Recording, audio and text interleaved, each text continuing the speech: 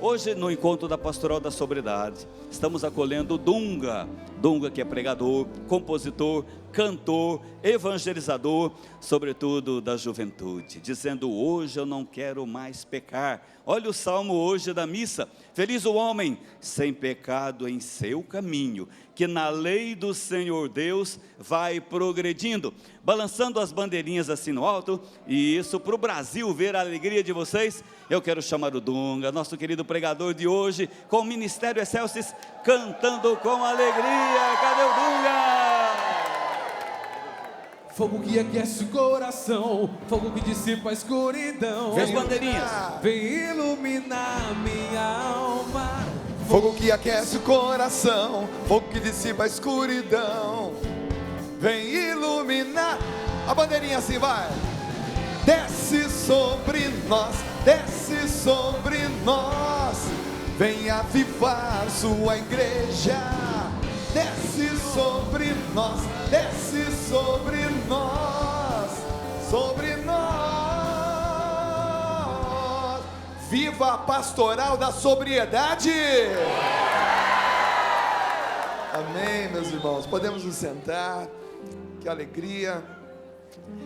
Quero começar a minha fala aqui agradecendo a TV Século 21 pelo convite para todos nós estarmos aqui, mas de maneira muito especial, eu queria, após eu ler o nome desses 5 sacerdotes, após a leitura do nome dos 5 sacerdotes, eu gostaria que vocês aplaudissem, tá legal? Após a leitura, porque essas pessoas mudaram o rumo da evangelização no Brasil, e nós só podemos estar aqui hoje, reunidos nesse lugar, e com transmissão para todo o Brasil, graças ao que Deus, lá no comecinho dos anos 80, soprou sobre o nosso país, esse país abençoado, né, que é o Brasil.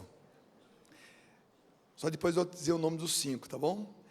E volto a dizer, foram sacerdotes que mudaram o rumo da evangelização no Brasil.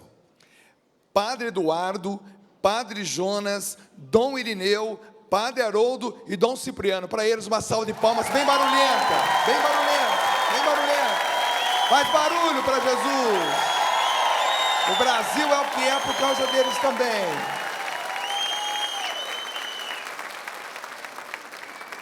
Eles me dão orgulho de ser católico.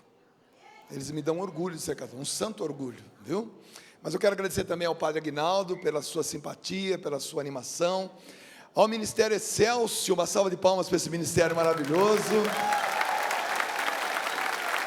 Vocês estão cada vez melhores. Rapaz, que beleza. A toda a TV Século 21, aos produtores, aos cinegrafistas, iluminadores, pessoal do áudio, os diretores de palco, todos vocês são muito queridos. E sem vocês não há programa, tá? Meus irmãos, me deram uma missão super prazerosa hoje, de pregar para uma pastoral que, claro, todas as pastorais são tremendamente importantes, mas nos dias de hoje, a pastoral da sobriedade, ela é uma pastoral tremendamente importante e tremendamente necessária. E interessante, ela é feita por pessoas que viveram, que saborearam, e por isso adquiriram sabedoria. A palavra sabedoria não vem do saber, ela vem do sabor, ela se origina na palavra sabor. E como vocês pais, vocês mães, vocês jovens, saborearam, ou seja, sentiram o sabor amargo de se ter um adicto dentro de casa, de conviver com uma pessoa infelizmente viciada, de ter vencido ou de estarem vencendo essa dura prova da vida, vocês vão se tornando pessoas sábias, e só os sábios podem dar bons conselhos. Então esta pastoral, ela não é feita de pessoas que têm uma teoria, não. A pastoral da sobriedade é feita de pessoas que vivem na prática, na carne, na alma, dentro da própria casa, uma realidade que o Brasil todo, infelizmente, vive, que o mundo todo, infelizmente, vive. E vocês, se procurássemos um grande exemplo na Bíblia, aliás, encontraríamos vários, mas principalmente o exemplo do bom samaritano. Ele era samaritano, considerado naquela época um povo inimigo dos judeus, desprezados completamente pelos judeus, pelas diferenças culturais, diferenças religiosas, diferenças de fé. Mas Jesus vai justamente usar um bom samaritano como exemplo para aquilo que nós hoje vivemos. Nós vamos dividir essa minha fala em duas. Às 14 horas volto a pregar para vocês sobre a parábola que Jesus vai contar sobre o bom samaritano. Mas fazendo parte dessa mesma passagem bíblica, aqueles que estão com a Sagrada Escritura, por favor peguem em Lucas capítulo 10, versículos 25 até o 29. Lucas capítulo 10, de 25 a 29. Onde Jesus vai deixar bem claro para nós, ou vai dar uma boa direção para nós, o que nós somos, ou o que nós nos tornamos por causa dessa situação que nós todos enfrentamos. Eu também sou um recuperando. Em 1983, graças aos grupos da Renovação Carismática Católica, eu entrei numa igreja drogado. Eu estava drogado. Meu pai, minha mãe, meus irmãos, todos intercediam e sofriam. Intercediam e sofriam por causa da minha drogadição. Não posso dizer que eu era um viciado, que eu estava totalmente dependente, não posso dizer isso, graças a Deus, porque eu não cheguei a esse ponto, mas eu estava a um passo dessa situação. E mesmo drogado, eu entrei numa igreja e com alguns 10, 15, 20 minutos, aconteceu uma coisa interessante. Eu comecei a entender o que o pregador pregava, eu comecei a entender o que as pessoas cantavam, eu comecei a ouvir uma oração em línguas, que eu não entendi o que era, mas me senti muito bem. O fato é que com 40 minutos ali dentro daquele grupo, eu comecei a entender, e como eu entendi, o amor de Deus entrou no meu coração, e naquela noite, no ano de 1983, uma década que de maneira muito especial o Espírito soprou no nosso país, eu entrei naquela igreja drogado, e saí daquela igreja batizado no Espírito Santo, e nunca mais me droguei na minha vida, nunca mais me droguei na minha vida. É claro, não foi tão simples assim, porque antes desse dia, existiam ali 5 anos de joelhos dobrados da minha mãe. Minha mãe já fazia parte da pastoral da sobriedade, ela nem sabia, porque ela nem existia ainda naquela época, mas ela já fazia o que vocês mães, o que vocês pais, fizeram e fazem pelos seus filhos. Ela orava, ela dobrava o joelho, ela se fez uma próxima de mim. E agora que vocês já abriram a Sagrada Escritura, eu vou ler esse pequeno trecho, que tem continuidade no período da tarde. Versículo 25 vai dizer assim: levantou-se um doutor da lei, poderia ser um escriba, poderia ser um fariseu, era um doutor da lei. Levantou-se um doutor da lei para pô-lo à prova e perguntou: mestre, que devo fazer para possuir a vida eterna? Disse-lhe Jesus: que está escrito na lei? Como é que lês? Respondeu ele: amarás o Senhor teu Deus de todo o teu coração, de toda a tua alma, de todas as suas forças e de todo o teu pensamento, e ao teu próximo como a ti mesmo.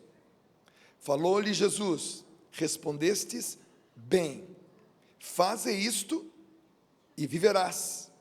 Mas ele, querendo justificar-se, perguntou a Jesus: e quem é o meu próximo?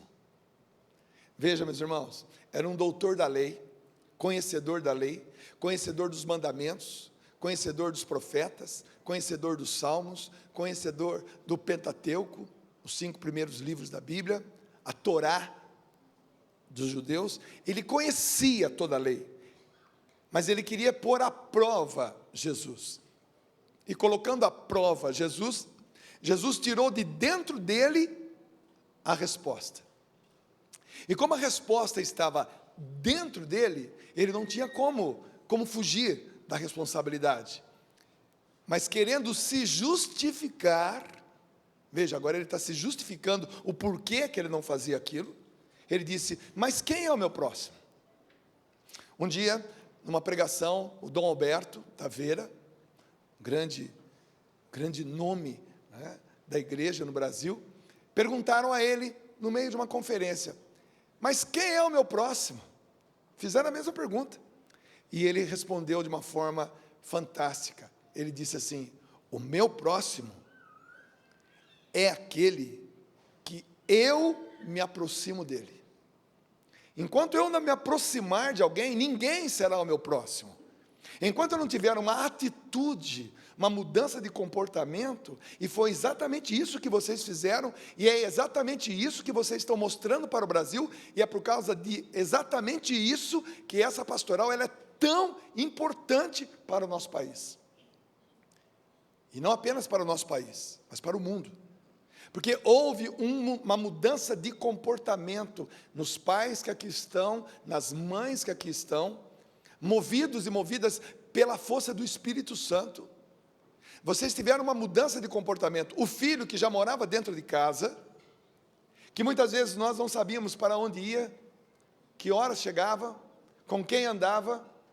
O filho, apesar de estar morando a 4 metros do nosso quarto, dormindo, muitas vezes nós perdemos alguns anos da nossa vida, porque nós não nos aproximamos do nosso próprio filho, e por isso, ele nunca foi o nosso próximo, porque o meu próximo é aquele que eu me aproximo dele. Pode ser a minha esposa, pode dormir na mesma cama que eu, mas se eu não tenho o hábito de me aproximar de fato dela, de ouvi-la, de sentir o coração dela batendo aqui, ó, coladinho no meu peito, de participar dos seus sonhos, de suas dificuldades, seus traumas, suas marcas profundas, se eu não me aproximo, ela nunca será o meu próximo ou a minha próxima.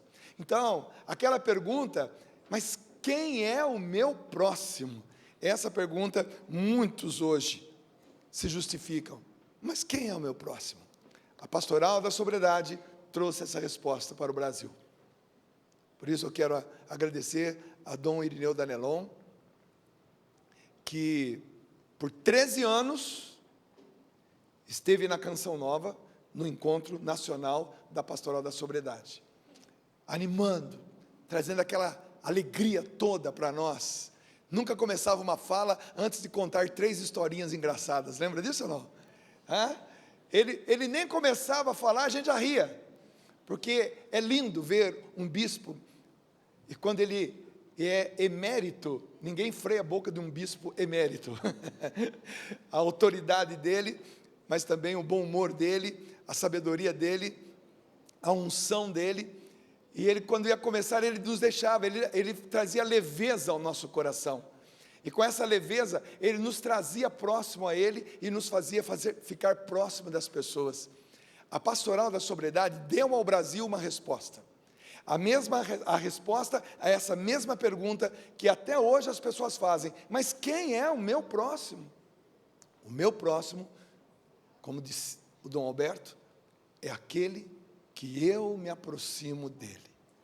E a maior experiência que vocês fizeram e fazem é voltar a se aproximar de alguém. Vocês tiveram a coragem, a moção, a unção do Espírito Santo, para a mesma condição de mãe, frágil, muitas vezes sem argumento para falar com o filho, vencendo o filho pelo abraço, vencendo o filho pela lágrima, vencendo o filho pela espera nas madrugadas, vencendo o filho no silêncio, quando não tínhamos palavras para falar com os nossos filhos, vencendo o filho no carinho, e arrumando um prato, enquanto ele ainda se recupera da drogadição, da bebedeira, lavando a roupa de um filho que cheirava a pecado.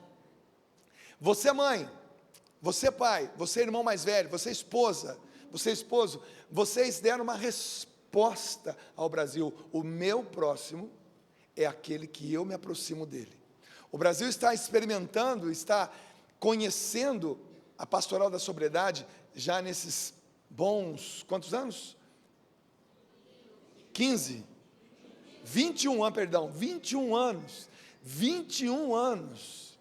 Essa pastoral ainda está sendo conhecida no país, por um problema que atinge a todos nós. Mas hoje a maior lição que vocês podem estar dando a nós é essa: o meu próximo é aquele que eu me aproximo dele. Então vocês todos podem dizer que vocês têm vários próximos de vocês. Esse diálogo daquele doutor da lei, que vai encerrar essa conversa, e Jesus, para deixar mais explícito a resposta, ele vai contar uma parábola, a parábola do bom samaritano, que eu vou deixar para contar daqui a pouquinho, depois do nosso almoço. Vamos meditar sobre ela, mas agora é a hora de nós nos determos nisso, nosso próximo. É interessante que quando eu era pequeno, a minha mãe era costureira. E como costureira, ela vivia perdendo os alfinetes dentro de casa, né? Os grampos, não sei como é, os alfinetezinhos, aquele que tem aquela cabecinha pequenininha, né? Aquela marca, a barra da calça, ou a marca do vestido, antes de passar na máquina de costura, é isso mesmo? E a minha mãe vivia naquela máquina, né? Eu nem lembro a máquina da Singer, né? E ela ficava no pé ali, ela dava a primeira alavancada, depois ia no pé ali, e tec,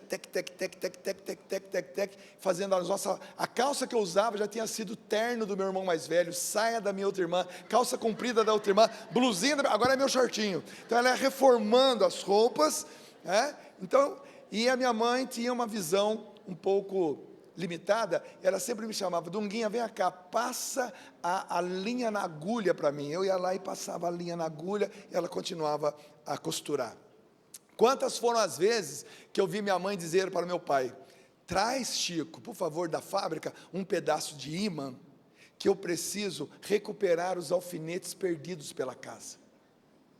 Gente, eu vi muito essa cena, e meu pai no outro dia trazia pedaços, mais ou menos desse tamanho, de ímãs, que ele conseguia lá na oficina mecânica da fábrica onde ele trabalhava, que depois também eu vinha trabalhar também, e ele trazia, e minha mãe, quando chegava o ímã, ela ia nos fundos das gavetas, atrás das cortinas, atrás do sofá, nos cantinhos da casa, e quando ela retirava aquele ímã, ele vinha coberto de alfinetes, que ao longo do tempo, iam se perdendo. Alguém aqui já fez essa experiência? Levanta a mão para eu ver, por favor.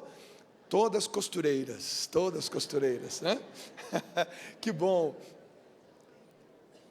Deus faz isso conosco. Deus precisa de ímãs. Deus precisa de pessoas, e Ele não seleciona pessoas.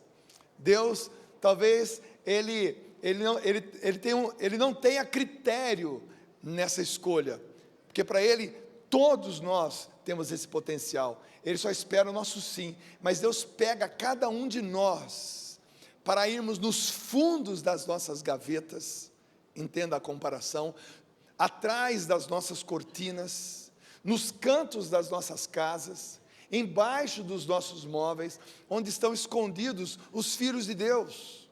E muitos desses filhos de Deus, coincidentemente, são também nossos filhos de sangue, biológicos. E ele, de repente, ele toca no seu coração, movido pelo testemunho de uma outra pessoa, que viveu a mesma coisa que você, e de repente o Espírito Santo te dá uma ousadia, uma intrepidez, uma coragem sobrenatural.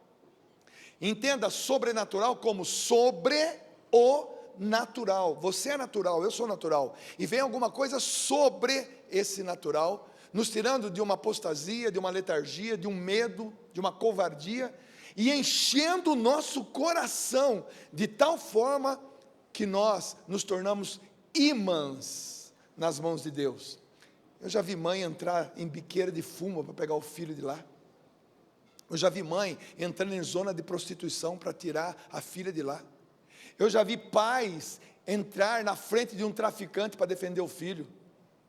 De onde vem essa coragem? De Deus. De onde vem essa ousadia? De Deus. De onde vem essa intrepidez? Sabe o que significa intrepidez? Atrevimento no Espírito. Você se tornou atrevido, atrevida no Espírito Santo. Deus pegou você porque você disse o seu sim e fez de você um imã na mão dele. E fazendo você de imã na mão dele, ele fez do seu filho o seu próximo. E é isso que vocês estão ensinando para o Brasil. Pais que já desistiram dos filhos.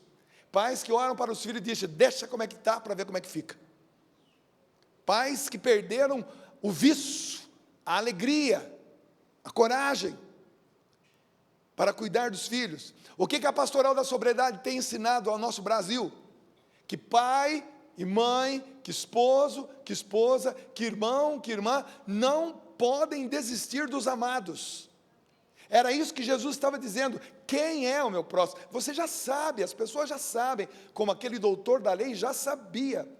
A resposta já estava dentro dele, porque ele era um conhecedor da lei. E quando ele disse a resposta que já estava dentro dele, para Jesus foi fácil dizer para ele, então vai e faz o mesmo.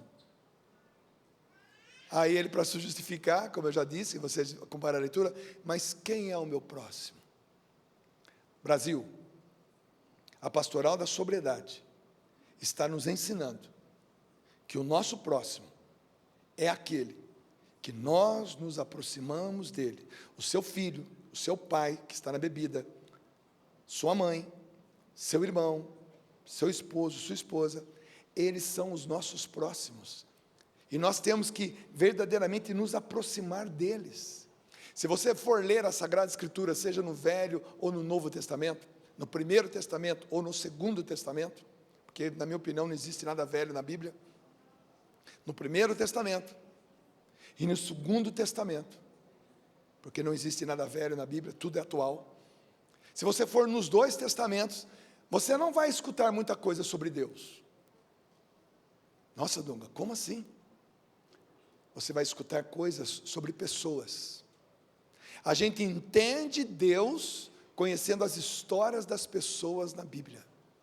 A história de uma samaritana, a história de uma mulher pega em adultério, a história de uma Maria Madalena, a história de um Lázaro, Marta e Maria, a história de um Samuel, de Ana e Eucana, seus pais, a história de um Davi. As histórias que se contam na Bíblia nos faz conhecer a misericórdia de Deus, nos faz conhecer a compaixão de Deus, vai nos mostrando quem é Deus. E sabe como é que as pessoas conhecem Deus nos dias de hoje? Através das histórias das pessoas. A sua história, pai.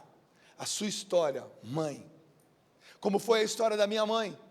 Eu chegava em casa, e eu já contei isso várias vezes, e continuo contando.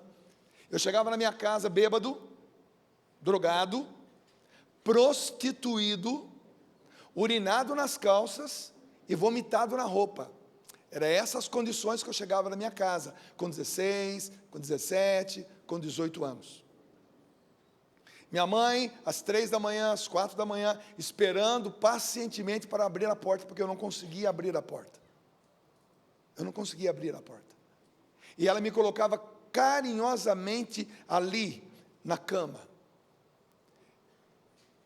E eu, fingindo que estava dormindo, para não ter muita conversa com a minha mãe, escutava a minha mãe com a mão alcançando assim a minha testa, quase encostando na minha testa. Eu ouvia, e me lembro como se fosse hoje, aquela voz dela, dizendo assim, Pai do céu, tira o meu filho desta vida. E eu, fingindo que estava dormindo, pensava comigo, essa véia está perdendo o tempo dela. Devia estar dormindo, fica aqui rezando por mim, que coisa chata. Era isso que eu pensava. E minha mãe começava a orar em línguas.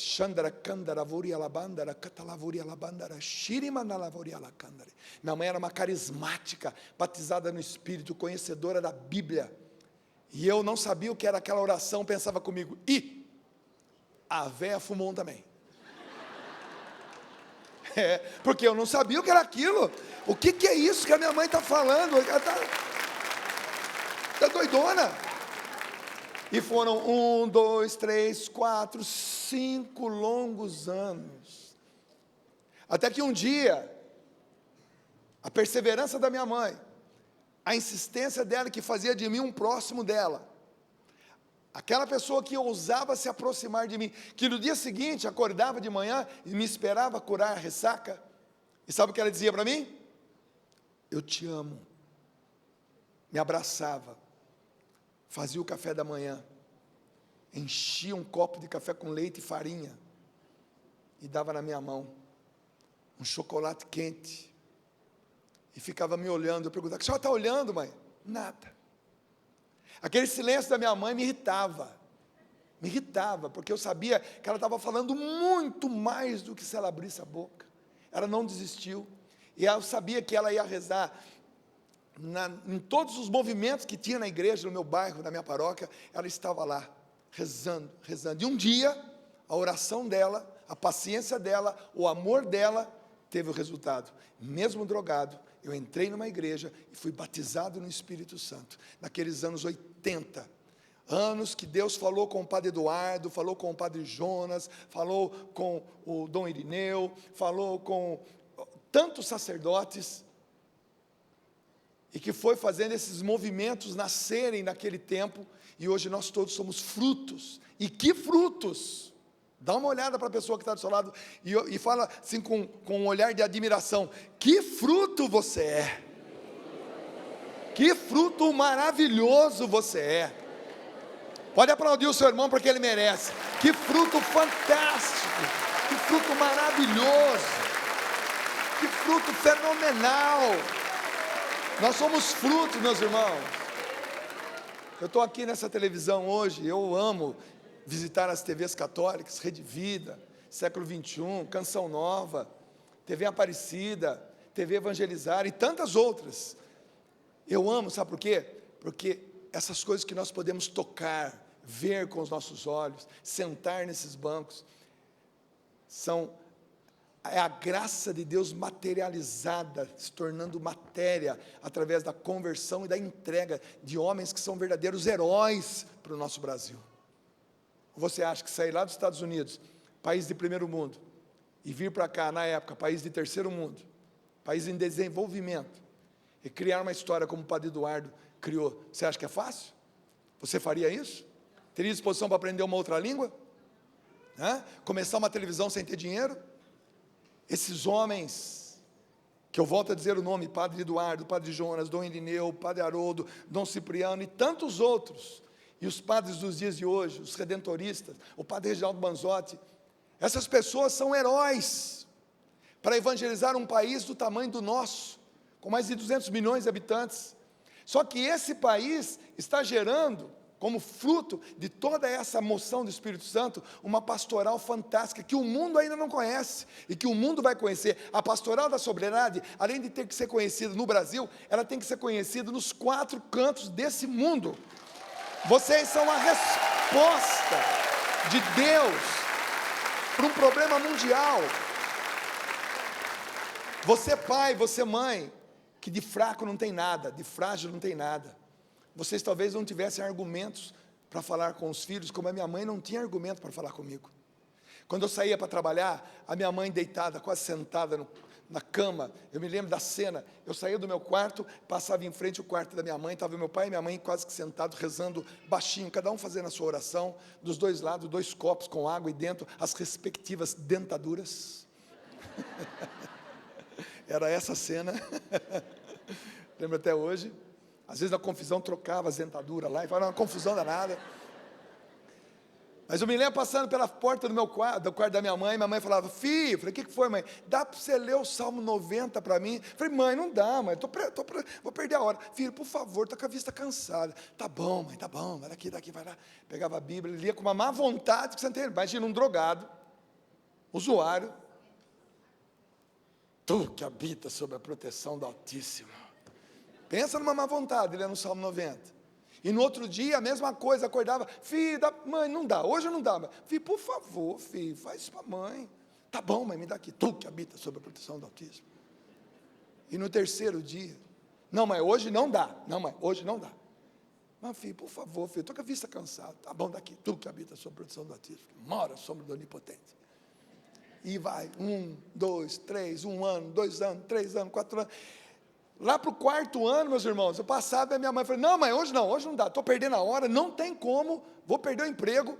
Se eu chegar, filho, por favor, filho, eu vou lá pegar a Bíblia. Não precisa pegar a Bíblia, não. Tu que habita sob a proteção do Altíssimo, que mora à sombra do Onipotente, diz ao Senhor, sou meu refúgio, minha cidadela, meu Deus, em quem eu confio.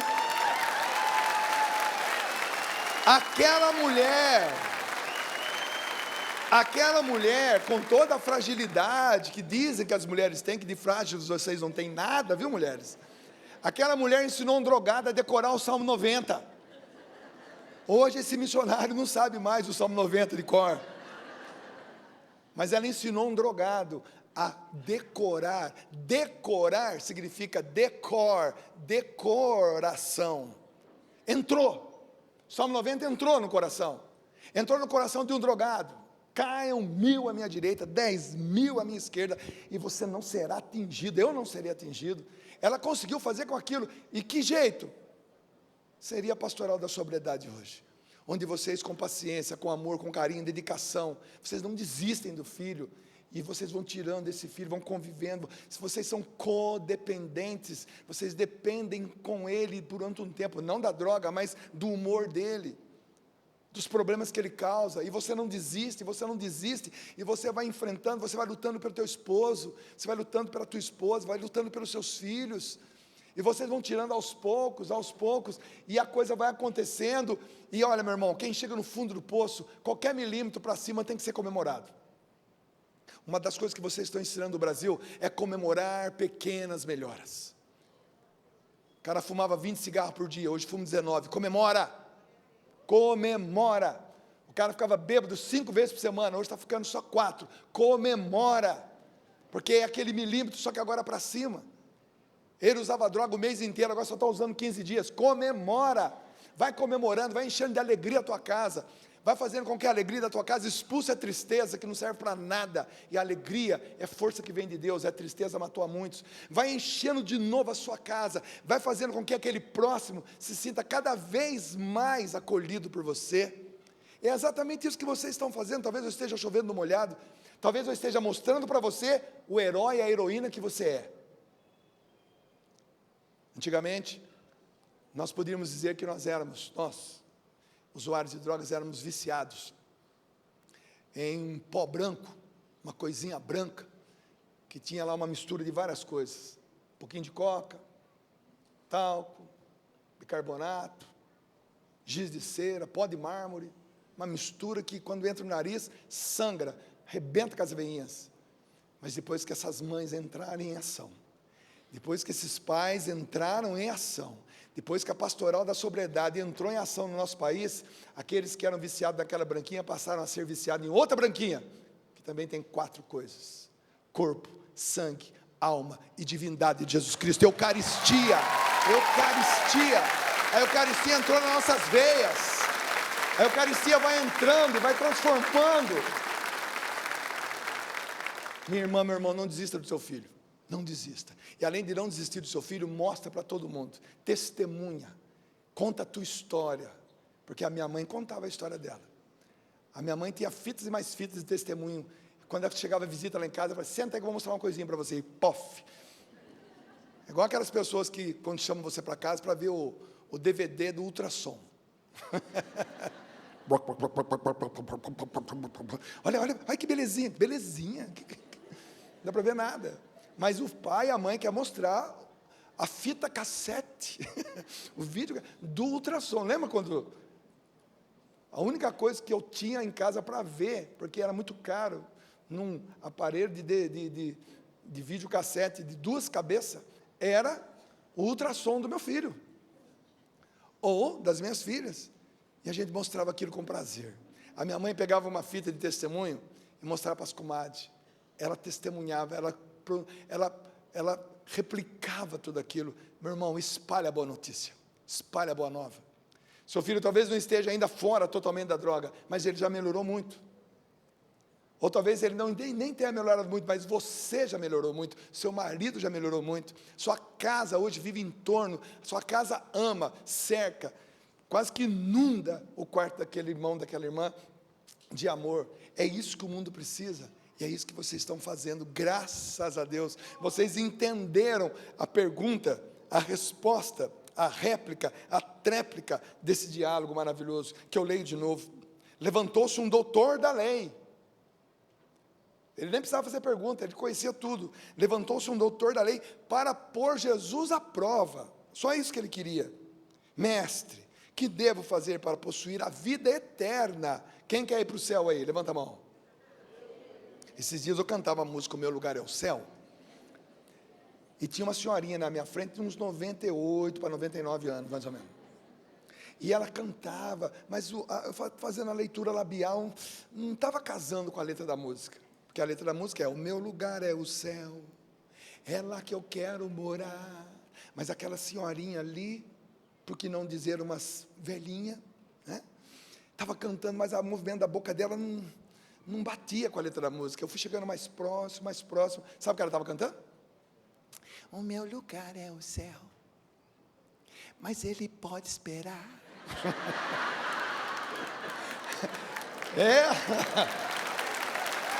Ela estava encarnando o céu. Mas o que ela me ensinou? Que aos 98 anos ela quer viver. Ela quer viver. Você mãe, com todo o sofrimento, você pai, você tem o direito de viver. E agora você tem uma razão maior ainda para viver. Você tem uma missão, uma meta, etapas.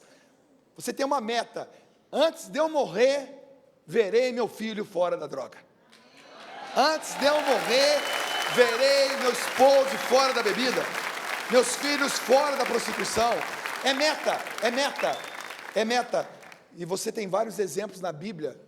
Você tem um exemplo de Ana, que durante anos foi a Silo pedir um filho para Deus. Eu quero um filho, eu quero um filho. O seu marido Eucana dava para ela porções dobradas para ela oferecer, porque ela era estéril, para tentar tirá-la da tristeza. A esposa escrava, Fenena, era fecunda, Ana não era. Ela ia a Silo e pedia, e pedia, e pedia, e pedia.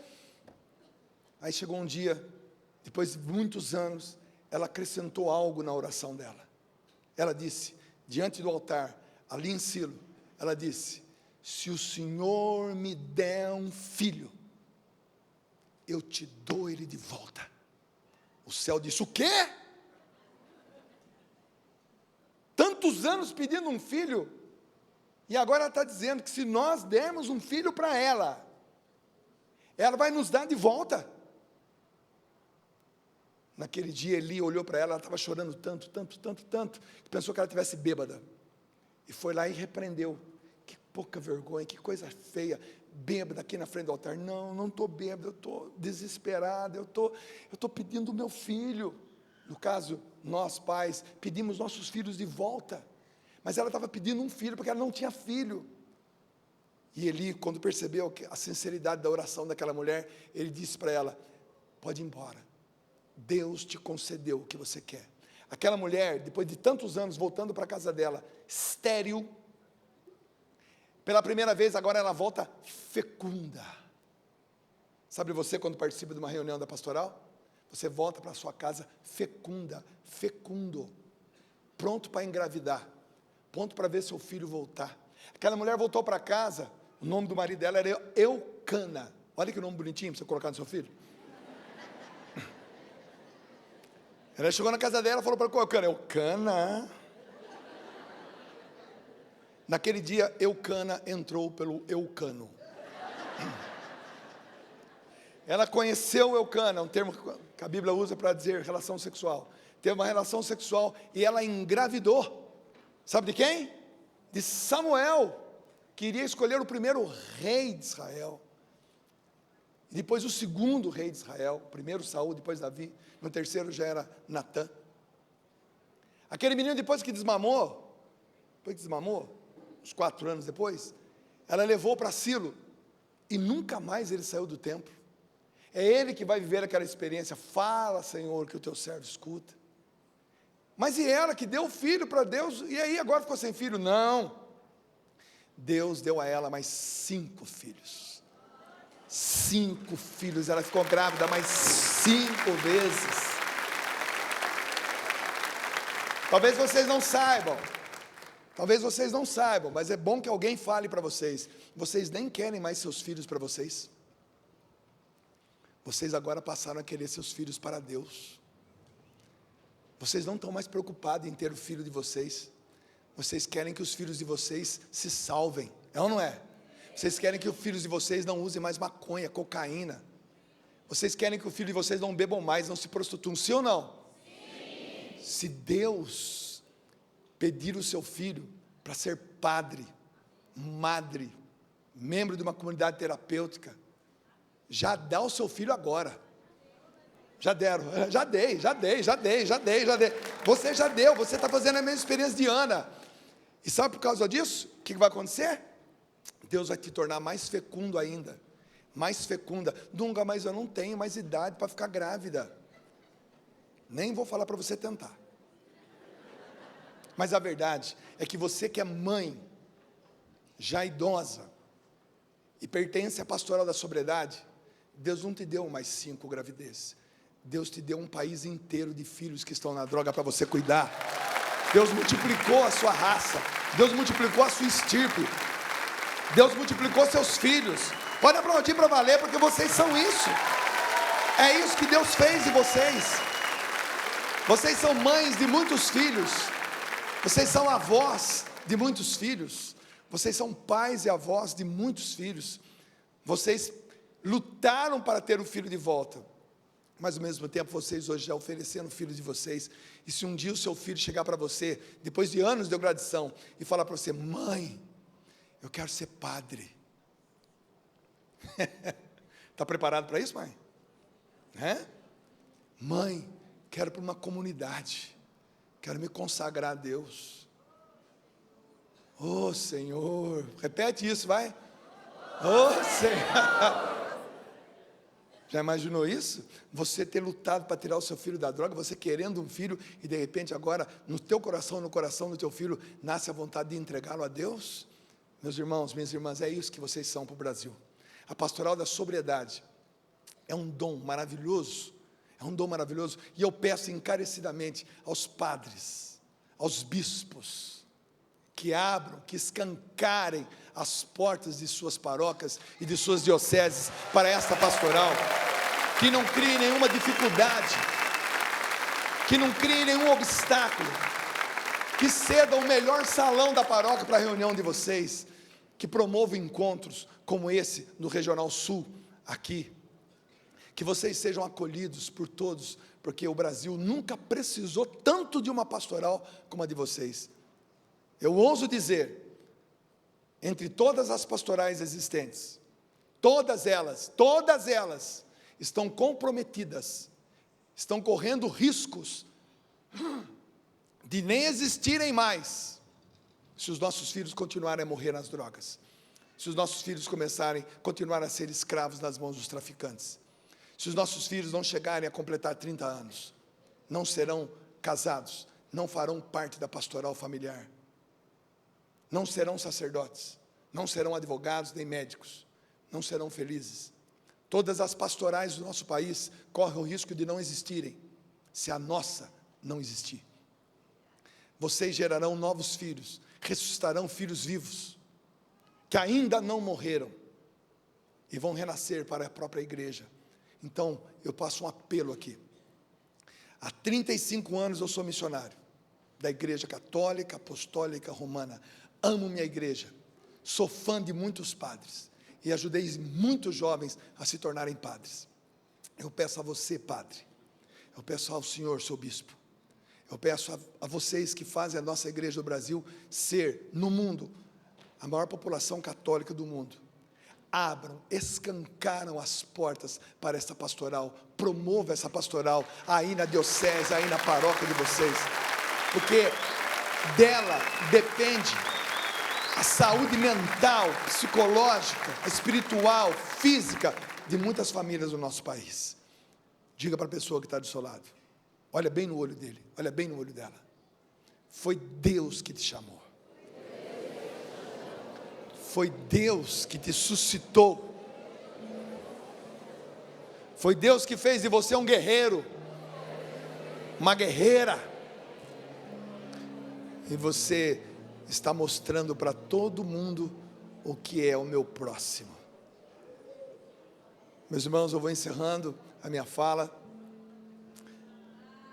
Calma, que à tarde tem outra. E à tarde eu vou falar especificamente da parábola que Jesus contou, do bom samaritano. O que você está dedilhando aí? Hã? Vai caminhar. Ele vai cantar tudo isso à tarde, pode ficar tranquilo, tá bom? Como eu tenho 8 minutos aqui no meu cronômetro, eu peço que vocês escutem essa canção. Essa canção, ela foi baseada na cura. Vai caminhar, né? Essa canção, ela é fruto da passagem bíblica onde Jesus cura 10 leprosos de uma só vez. Mas ele curou de uma forma muito interessante. Ele olhou para aqueles 10 leprosos, como eu estou olhando para vocês, e disse para eles assim: vão e se apresentem ao sacerdote. Existia uma lei naquela época que um leproso só poderia voltar à sociedade caso ele não tivesse mais nenhuma ferida e passasse pelo sacerdote, e os médicos subjugados à autoridade do sacerdote o examinasse, e percebendo que não tinha mais nenhuma lepra, o sacerdote ia expedir uma carta: declaro que Francisco José dos Santos, conhecido como Dunga, não tem mais lepra, está apto a ser reinserido na sociedade. Assinado, aí o nome do sacerdote.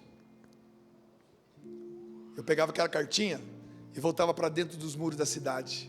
As pessoas, ao me ver de longe, falavam: sai daqui, você tem lepra. Eu pegava a cartinha e, tadã, eu tenho a carta do sumo sacerdote.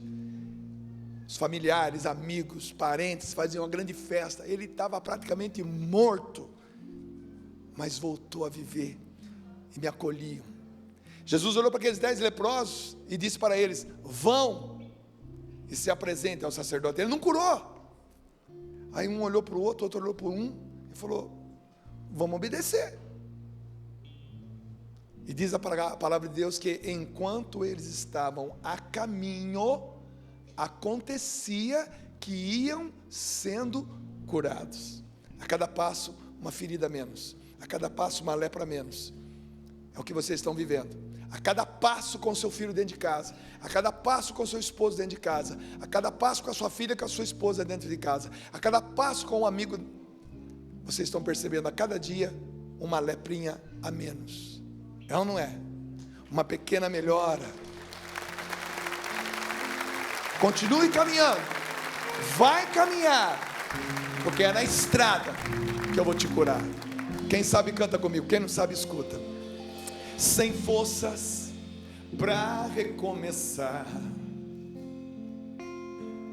senti vontade de gritar: vem Senhor, vem me curar.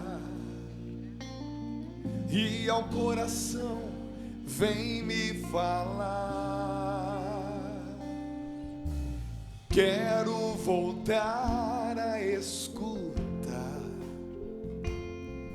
Sem medo a ti vou me entregar, pois eu sei, se contigo caminhar, eu terei forças para continuar. Vai caminhar na estrada, eu vou te curar. A cada passo junto a mim, as bandeirinhas aí, verás que não chegou o fim e nada vai poder te deter se começar a crer, se gritar por compaixão. Os meus braços te sustentarão. Quero todo mundo em pé agora, com as bandeirinhas lá em cima, para todo o Brasil ter esperança que é possível sair das drogas. Sem forças para recomeçar. Canta. Sem forças para recomeçar. Senti vontade de gritar: senti vontade de gritar. Então grita, vai! Vem, Senhor, vem me curar. E ao coração vem me falar. E ao coração vem me falar. Quero voltar a escutar. Quero voltar a escutar. Sem medo, a ti vou me entregar.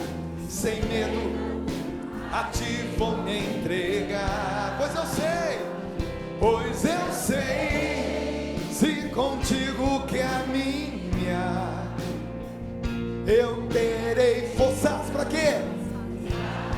Para continuar, vai caminhar.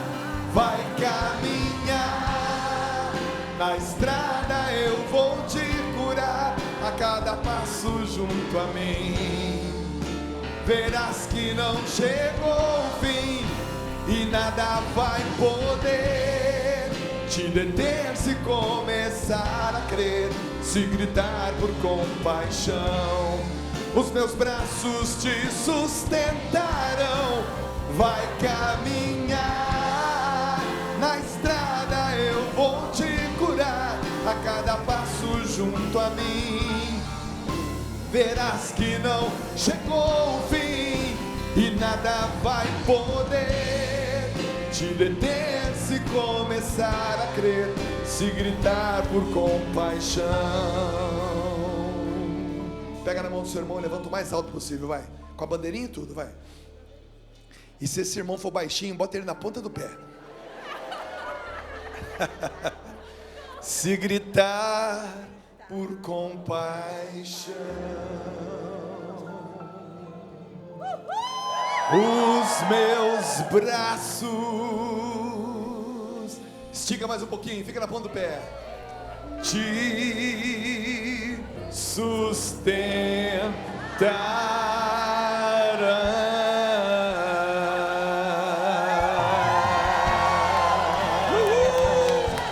Viva a Pastoral da Sobriedade!